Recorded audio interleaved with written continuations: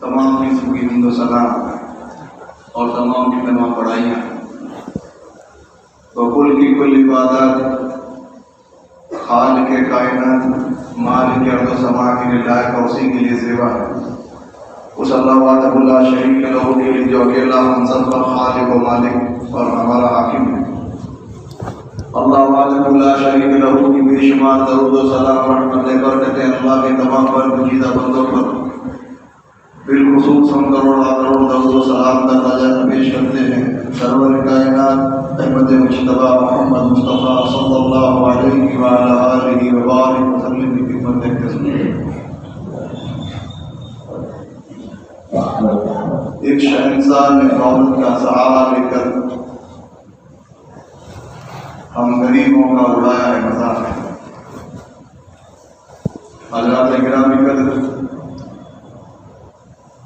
پچھلے دنوں اخبارات اور میڈیا کے ذریعے ایک بڑی غمگین خبر ہم تک پہنچی.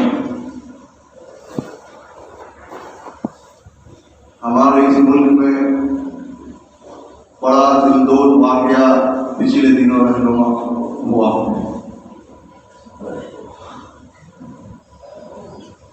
ایک مسلمان بچی احمد آباد کی جس کا نام امی عائشہ صدیقہ رضی اللہ تعالیٰ عنہ کے نام پر عائشہ خان. ہمارا موضوع ویسے تو کچھ اور لینے کا ارادہ تھا، لیکن یہ خبر جس طریقے سے ملکی اور بیرون صدر میں نشر ہوئی اس سے اور ہم لوگوں کو دکھ پہنچا کہ ایک تو مسلمان بیٹی جس نے اتنا بڑا کام کیا کہ اپنے ہاتھوں اپنی جان لے اور سابقتی ندی کے اندر کود کر، پھر دوسرا اس پر المیہ یہ کہ میڈیا نے اس واقعے کو بڑا نشر کیا. پہلے ہم لوگ سنتے تھے کہ بیٹیوں کا جلا دینا، ان کو پھانسی کے پھندوں پہ لٹکا دینا، ان کی گردنیں کاٹ کر تھانے پہنچ جانا، ان کو زہر دے دینا، یہ رواج گھروں کے اندر تھا. اور کثرت سے ایسے واقعات ان کے اندر ہوتے تھے. لیکن افسوس تب ہوا کہ مسلمان بیٹیوں کے ساتھ ایسا معاملہ ہونا شروع ہو گیا. گھروں کے اندر تو یہ بات عام تھی کہ غیر عورت نہیں سمجھتے تھے، وہ گاؤں کی جو سمجھتے تھے، اور پھر دہیج کے نام پر اور اسی طریقے سے طرح طرح کی ڈیمانڈس کے نام پر ظلم اور بربریت کرتے تھے عورتوں کو. غیر باپ بیٹی کو مار دیتا، شوہر اپنی بیوی کو مار دیتا، ساس اپنی بہو کو گلا گھونٹ کے مار دیتی. روزانہ ایسی خبریں اخبارات کے اندر آتی تھی. لیکن اس خبر نے اندر تک ہلا دیا، کیونکہ یہ ہمارا معاملہ تھا. تو جائی بات ہے کہ مسلمانوں کا ایسا کوئی واقعہ ہونا ہوگا تو غیر تو چھٹکارے لے لے کے اس کو بیان کرے گا. آخر اس کی وجہ کیا رہی؟ کیا مسلمان بھی اپنی بیٹیوں کو بہت سمجھنا شروع کر دیا مسلمانوں نے، یا مسلمانوں نے دور جاہلیت کے دور کی شروعات کر دی، اور یا دنیا پرستی ان پر اتنی ہیوی ہو گئی کہ وہ بیٹیوں کی جان کے در پہ ہو گئی. جس طریقے سے اس کا ویڈیو وائرل ہوا ہے، یعنی یقین جانیے پورا دیکھ نہیں پاتے ہیں. اس انداز میں وہ بیٹی رو رو کے اپنی رضا بیان کر رہی ہے، اور ایک باپ یعنی اس کے نام کا دیکھیں آپ کے باپ اپنی بیٹی کو حضرت عائشہ صدیقہ کا واسطہ دے کے روکنے کی کوشش کر رہا ہے. اور بیٹی جو ہے یعنی کس حد تک اس پر ظلم جاتی ہوئی ہوگی. کیا آج ہماری بیٹی ہے محفوظ نہیں ہے مسلمانوں کی؟ دور جاہلیت کے اندر تو آپ دیکھیں بیٹی کو کافر اور مشرک بوجھ سمجھتے تھے اور بیٹی کا پیدا ہونا ان کے عیب. اور جب بیٹی پیدا ہو جاتی تو ان کی کوشش یہ رہتی کہ اس کو دفن کر دیا جائے زندہ. اور وہ جوانی تک نہیں پہنچ پاتی تھی. اور یہ دور جاہلیت کے اصل کفار اس وقت سے لے کے آج تک کفار کے اندر ہے کہ بیٹیوں کو آج بھی وہ سمجھتے ہیں کافر. اور طرح طرح کے ان کے تعلق کشی اور طرح طرح کے ظلم و بربریت ان کے اوپر ہوتے ہیں. لیکن جب اسلام آیا, محمد کریم صلی اللہ علیہ وسلم کو نبوت ملی, تو عورتوں کو ایک مقام و مرتبہ ملا پوری دنیا میں کہ جب عورت ایک کمزور چیز سمجھی جاتی تھی, مرد سمجھتا تھا کہ عورت پر ظلم کرنا میرا پیدائشی حق ہے اور دوسرے درجے کا شہری عورت کو مانا جاتا تھا اور استعمال کی جانے والی چیز اس کو کہا جاتا تھا. بچیاں اور عورتیں محفوظ نہیں تھی. ایسے میں مکے کی سرزمین پر جب نبوت کا نزول ہوا اور اسلام کی تعلیمات شروع ہوئی تو مکے میں ہی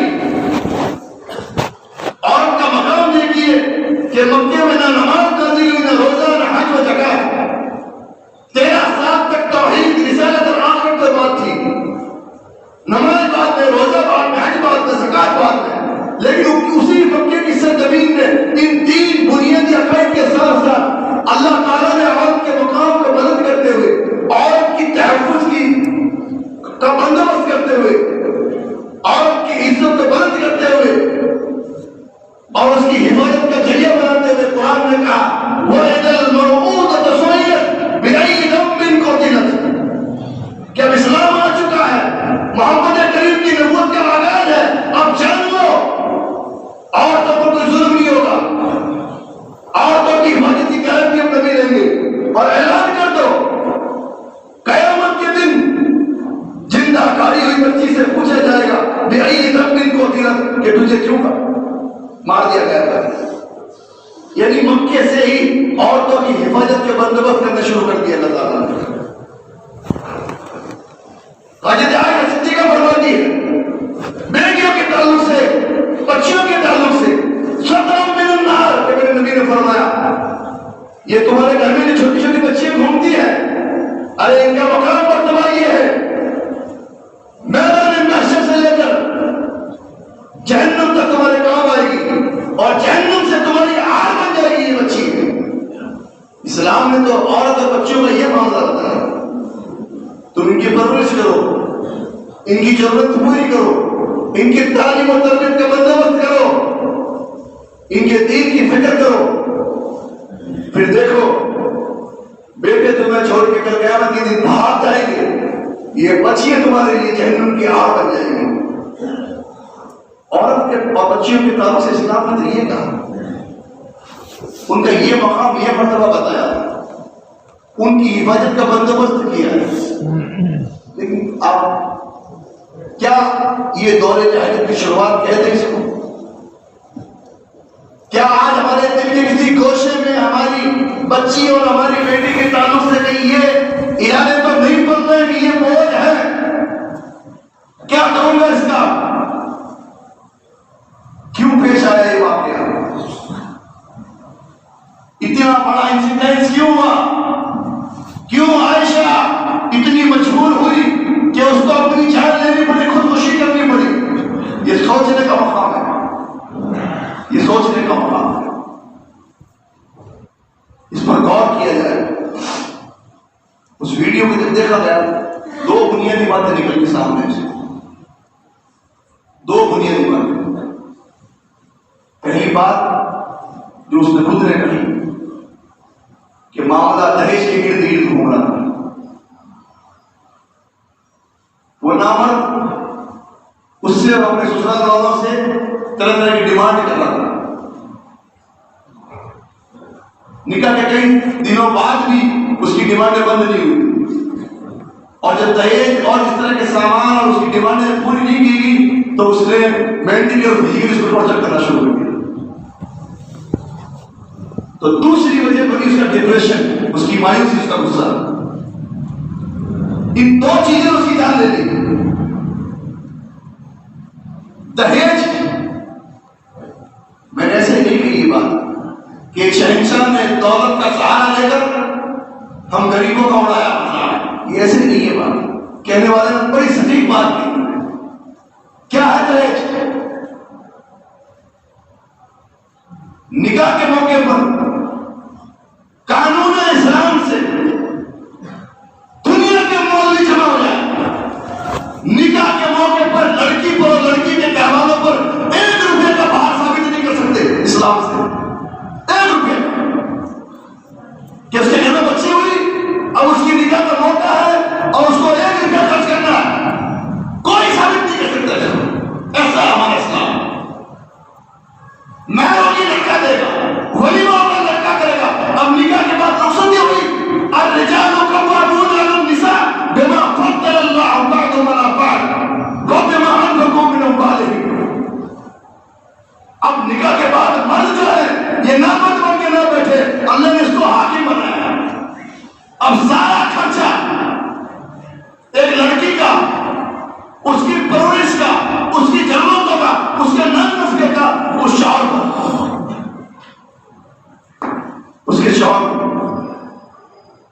وہ خرچہ کرتا ہے، اس کے اوپر اس کی ضرورتیں پوری کرتا ہے، اس کو کھلاتا پلاتا ہے۔ اسی لیے اس کو کہا گیا یہ مرد حاکم ہے، یہ مرد۔ اور رجال قوامون علی النساء، قرآن نے کہا کہ عورتوں پر جو مرد ہے یہ حاکمان ہیں، حاکم ہیں، ان کے رہبر ہیں، ان کے حاکم ہیں۔ ہم حاکم بنتے ہیں نا، مرد بن کر ہم عورتوں پر حکمرانی کرتے ہیں نا۔ قرآن نے کہا حاکم مرد اس لیے ہے کیونکہ اس کو عقل اور جسمانی قوت اللہ نے دی اور اس کو فضیلت دی عورت پر، اور دوسری وجہ کہ وہ اپنے مال کے اوپر خرچ کرتا ہے، وہ اپنے مال پر، اپنی اولاد اور اپنے بیوی پر خرچ کرتا ہے، اس لیے حاکم ہے۔ دہیج مانگنے والا، بھیک مانگنے والا کب حاکم ہو جائے گا؟ سسرال پر ڈیپینڈ رہنے والا زندگی بھر کب حاکم ہوگا؟ وہ تو نامرد کہلائے گا۔ حاکم تو عورت ہو گئی کہ اس کے ماں باپ اس کو دے رہے ہیں اور اس کا گھر چل رہا ہے۔ اسلام نے کچھ باہر نہیں رکھا، یہ باہر ہم نے اوڑھ لیے، اور خاص طور سے پیسے والوں کہ نکاح کے موقع پر دہیج کے ٹرک جب بھر کے نکلتے ہیں، سارے لوگ نکالنے کی اس کو رکھتے ہیں، اور جو دیکھ نہیں سکتا اس کے لیے ویڈیوگرافی ہوتی ہے، یہ دیکھو ہم نے ہماری خوبصورت بیٹی کو یہ مال دیا ہے، اور وہ غریب بیٹھا بیٹھا دیکھتا ہے۔ ایسا سکنجا کس دیا غیر مسلم رواجوں نے، غیر مسلم ریتی رواجوں نے مسلمانوں کو ایسے جکڑ لیا کہ مجبوراً کچھ لوگوں کو نہیں دے گا وہ تو سماج کیا کرے گا؟ بھلا کرنے اتنا دیا، جب تیری حیثیت نہیں تھی تو کچھ تو دیتا۔ یہ کچھ تو دیتا کہاں سے آیا؟ یہ لوگ کیا کہیں گے کہاں سے آئے؟ اللہ تعالیٰ نے تجھے کچھ بات نہیں رکھتا، تو لوگوں کی پرواہ کر رہا، اس لیے جہالت لے کے آیا لوگ۔ تھوڑی بچی جوان ہوئی نہیں، باپ کے دماغ میں ٹینشن گھس جاتی، اور باپ ڈپریشن میں، اب اس کے لیے کروانا، اب اس کے لیے کروانا، اب اس کے لیے تیاری کرنی، سال بیٹھے، پہلے تیاری شروع ہو جاتی ہے، یہ لانا یہ لانا، اب بیچارہ اپنی پونجی میں سے کٹوتی کر کے دھیرے دھیرے مال جمع کر کے لا کے دیتا۔ کہاں سے لائے یہ اتنا مشکل نکاح کو تم نے کر دیا؟ جوان بچی بیٹھی ہے چکر میں کہ ایک باپ ابھی اس کی اتنی استطاعت اور طاقت نہیں ہے کہ اس کی نکاح کرتے ہاتھ پیلے کر دے اس کے، کیوں؟ تھوڑا سا بیلنس ہو جائے، کچھ سامان ہو جائے تو لوگ دیکھیں کہ چلو کچھ نہ کچھ دیا۔ ارے اسلام نے مرد کو حاکم کہا ہے، شروع سے لے کے آخر تک مرد کرے گا، لیکن تم نے غیروں کی دیکھا دیکھی کی، اب اس بیچارے نے بچپنے سے لے کے 17-18 سال تک پالا، اب بھی اس کی جان نہیں چھوڑو گے؟ نکاح کے موقع پہ تم دہیج دے رہے ہو، پھر پہلا چاپا ہو رہا ہے بچی کا، اس کا بچہ ہو رہا ہے تو اب اس کا باپ اس کو نویلے گا، پھر وہ بچہ جوان ہوا، پہلی بیٹی کے گھر میں پہلا بچہ نکاح کر رہا ہے، اس کی بیٹی کے گھر میں شادی ہے تو وہ مائیں اس کا باپ دے گا۔ ارے یہ کہاں سے لائی ہے غیر مسلموں کی رواج؟ یہ کنیا دان کہاں سے لایا؟ کس نے کہا تمہیں مارا اسلام نے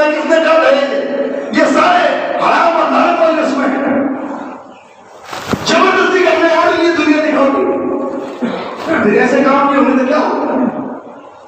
ایک غریب بچی جو دیکھے گی کہ میرے باپ کے پاس کچھ نہیں ہے اور میرے ماحول کے اندر اس طرح کے رواج ہے کہ میرے باپ کی جہیز میں مرتے دم تک نہیں چھوڑوں گی، نکاح ہو تو دہیج، بچہ میرے پیٹ میں آ جائے تو میرے باپ کی پریشانی، پھر میرا بچہ جوان اس کی نکاح کرنی تو میرے باپ کی نہیں مایا، میں میرے باپ کے پاس اس کی پونجی نہیں، کیا کروں؟ ڈوب کے مر جاؤں میں تاکہ باپ کو نجات دے۔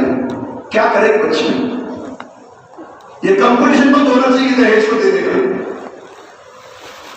اور مبارکباد کے قابل ہے وہ لوگ جو پہل کرے پیسے والوں میں کہ نہیں ہم ہندوانہ رسموں کو چھوڑیں گے، ہماری بچی ہے ہمارے مال میں حصے دار ہے وہ۔ غیر مسلموں کیا رواج ہے؟ دہیج دے دو، کنیا دان کر دو، دورے کی بات ہے، پھر کر دو بچی۔ اب کچھ نہیں، اور بچی کو پتا ہوتا میرے باپ نے میری شادی کے موقع پہ بھاری بھرکم دہیج دے دیا، ادھر ادھر سے لا کر اب کچھ نہیں۔ اسلام نے کیا کہا؟ وراثت۔ 1,00,000 روپے کا باپ اگر مالک ہے اور دنیا سے جا رہا ہے، تاپر پر ہی بیٹھیں گے اس کے اولاد اور نیولا کرے گی میرے باپ کی وراثت کا میرا حصہ کتنا، میری بہن کا حصہ کتنا ہے۔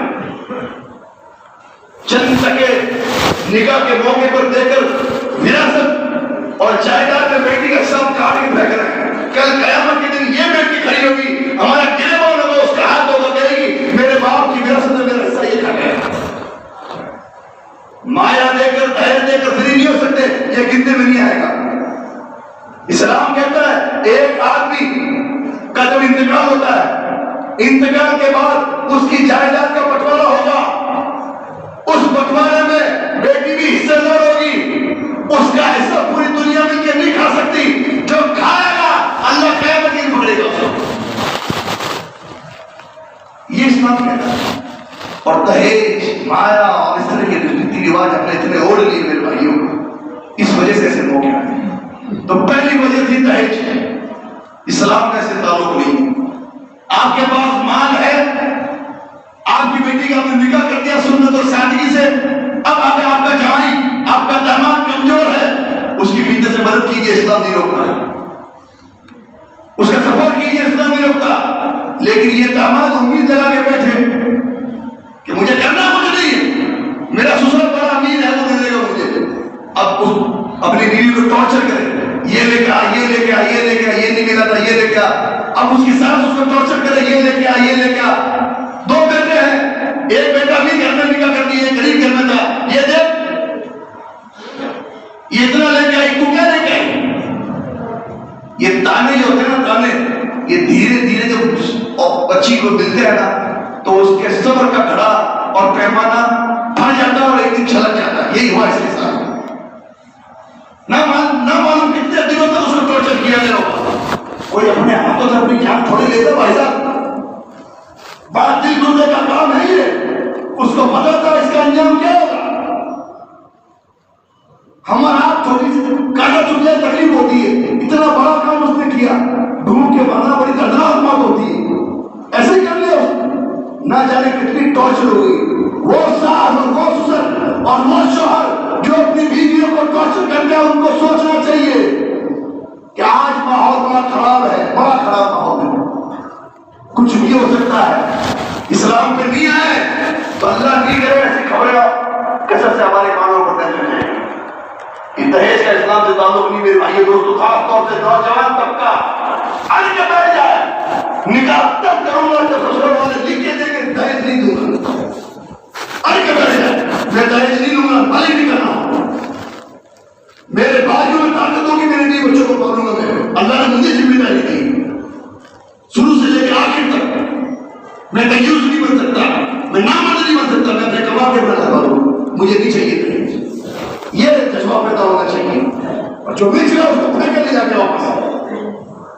دوسری وجہ جو تھی اس واقعے کی وہ ڈپریشن، اور جب ڈپریشن میں کوئی آتا ہے تو بڑی علامتیں 2 ہوتی ہیں اس کی، یا تو اس کا غصہ بڑھ جاتا ہے یا وہ مایوس ہو جاتا ہے، اور غصہ اور مایوسی یہ 2 ایسی چیزیں ہیں کہ جب حد سے آگے بڑھ جائے تو انسان کا اپنے دماغ پہ قابو نہیں رہتا، وہ کچھ بھی کر سکتا ہے، کچھ بھی کر سکتا ہے۔ اور یہ صرف عورتوں کے لیے خاص نہیں کہ عورت ہی ڈپریشن میں آتی ہے یا صرف اسی کو غصہ آتا ہے؟ ان دنوں کی تو خبریں نہیں سنی ہم نے، جوان بچے پھانسی کے بندوں پہ لڑکے اور خودکشی کے واقعات ہمارے محلے میں بھی، ہمارے سماج میں بھی اور دوسرے مسلم سماج کے اندر بھی عام ہوتے جا رہے ہیں۔ ایک عام کام خودکشی، یعنی جس عمل سے اس نے خودکشی کی قیامت تک وہ درد سہتا رہے گا، اسی عمل کے ذریعے، اسی چیز کے ذریعے اتنا بڑا جہنم کی وحی سنے پھر بھی اتنا بڑا کام ہوگا۔ آخر اس کی وجہ کیا ہے؟ کیسے اس کو روکا جائے ان چیزوں کو؟ میرے بھائیوں دوستوں، سب سے پہلا علاج ایسے واقعات کو روکنے کا کہ کیسے نوجوانوں کو خاص طور سے اس ڈپریشن، غصہ اور مایوسی کے دلدل سے باہر نکالا جائے، کیسے یہ چیزیں کم ہو سکتی ہیں؟ پہلی چیز امید، پہلی چیز کہ ایک آدمی مایوس کب ہوتا ہے جب اس کو لگتا ہے سارے راستے بند ہو گئے اور کچھ نہیں ہوتا، سارے راستے بند ہو گئے، اس کو کوئی آ کے بتا دے نہیں سارے راستے بند نہیں ہوئے ہیں۔ قرآن کے اندر لا تقنطوا من رحمت اللہ، ایک دروازہ کھلا ہے، وہ رب کا دروازہ ہے، وہ قادر مطلق جل کن فیکون کو مالک کچھ بھی کر سکتی ہے، اس کا دروازہ کبھی بند نہیں ہوگا۔ مایوس مت ہو، قرآن کہتا ہے لا تقنطوا من رحمت اللہ، اللہ کی رحمت سے مایوس مت ہو۔ کوئی دنیا کا ایسا معاملہ نہیں جو حل نہیں ہو سکتا، علاج ہے ہر چیز کا، بیٹھ کے بات کرنا ہر چیز کا علاج ہے۔ ایسی کوئی چیز نہیں جو ناممکن نہیں ہے، اللہ طاقت سے زیادہ بوجھ نہیں دیتا، ایسا کہاوت ہے۔ اللہ تیرے راستے کھولنے والا ہے، کئی طرح کے راستے اللہ کھولے، اس سے امید رکھنا۔ ہر مشکل کے ساتھ آسانی ہے، قرآن کہتا ہے یہ مشکل یہ جو غصے میں ڈالی ہے یہ آج ہے کل ہٹ جائے گی، اس کو لے کے تو اپنے آپ کو برباد مت کر، اپنی زندگی اپنے ہاتھ سے مت دے، اللہ آسانی کرنے والا اس کو بتا رہے ہیں۔ یعنی اسلام جب آئے گا یہ چیزیں ہوتی ہیں۔ دوسرا علاج، پہلی اللہ سے امید کہ اللہ سب کچھ کر سکتا ہے، یہ آنے والی مصیبت اور یہ آنے والی چیز میں کچھ نہیں بگاڑ سکتی، اللہ میرے ساتھ ہے، یہ امید۔ اور دوسرا اللہ سے تعلق، ایک بندے نوجوان کا جتنا اللہ سے تعلق اچھا ہوگا اتنا ہی اس کو حوصلہ اور ہمت ملے گی۔ جب حوصلہ ہمت ملے گی مایوسی دور ہو جائے گی۔ اور آپ دیکھیں اللہ کے نبی نے کہ کیسا تعلق ہو گیا، اس نوجوان کی تعریف کی اور فرمایا سبعۃ یظلھم اللہ فی ظلہ یوم لا ظل الا ظلہ۔ میدان محشر میں جب سورج انسان کے سر پہ ہوگا اور لوگ اپنے پسینے میں ڈبکیاں لے رہے ہوں گے اس گرمی کے عالم میں، کہ جہاں اللہ کے سائے کے سوا کوئی سایہ نہیں ہوگا، تو 7 لوگوں کو اللہ تعالیٰ اپنے سائے میں رکھے گا۔ ان 7 میں ایک وہ نوجوان ہوگا جس کی جوانی اللہ کی عبادت کے اندر پڑی ہے، اللہ کی عبادت میں اس کی جوانی کٹ چکی۔ کل قیامت کے دن اللہ تعالیٰ اس کو اپنے سائے میں رکھے گا۔ جب ایک نوجوان اللہ کی عبادت میں آئے گا، اللہ سے جڑے گا، اسلام سے جڑے گا، اسلامی تعلیمات کو سمجھے گا، آٹومیٹک یہ چیزیں دور ہو جائیں گی۔ اس کو پتا ہوگا کہ اللہ تعالیٰ مجھ سے کیا چاہتا ہے، مجھے کرنا کیا ہے، اللہ کی عبادت سے جڑی۔ اور تیسری چیز اسلام کا صحیح فہم، اسلام کی صحیح سمجھ کہ ہمارا دین جو ہے اسلام امن و سلامتی کا دین ہے۔ اس لیے میرے بھائیوں دوستوں یہ جو چیزیں چل رہی ہیں بڑی طویل باتیں ہیں، انشاءاللہ کبھی موقع ملا تو ان کو اور آگے بڑھائیں گے۔ بس اس بات کا خیال رکھیے، اللہ رسول کی تعلیمات کو دل میں اتاریے، اللہ رسول کے طریقے پر چلیے، اسلام سے جڑیے، اور یہ جو پروپیگنڈے اسلام کے خلاف چل رہے ہیں ان سازشوں کو سمجھیے اور اویئرنیس ہمارے سماج میں لانے کی کوشش کیجیے۔ جب اسلام آئے گا، قرآن و سنت کی تعلیم آئے گی، اللہ رسول کی بات لوگوں کے دلوں میں بیٹھے گی، یہ ساری چیزیں ختم ہو جائیں گی۔ تقریروں کو اور بیانوں کو اپنی کانوں کی غذا مت بنائیے کہ بڑا انٹرٹینمنٹ ہوتا ہے فلاں کی تقریر میں، نہیں، یہ تقریر اور بیان جو ہوتے ہیں یہ دلوں میں اتارنے کے لیے ہوتے ہیں، زندگی میں اتارنے کے لیے ہوتے ہیں۔ عہد کیجیے، عزم کیجیے کہ اسلامی تعلیمات کو زندگی میں اتاریں گے اور غیر مسلم ریتی رواج کو باطل غور سے کر اسلام کا غلبہ کرنے کی کوشش کریں گے۔ اللہ تعالیٰ مجھے آپ کو توفیق عطا فرمائے، آمین۔ تقبل یا رب العالمین۔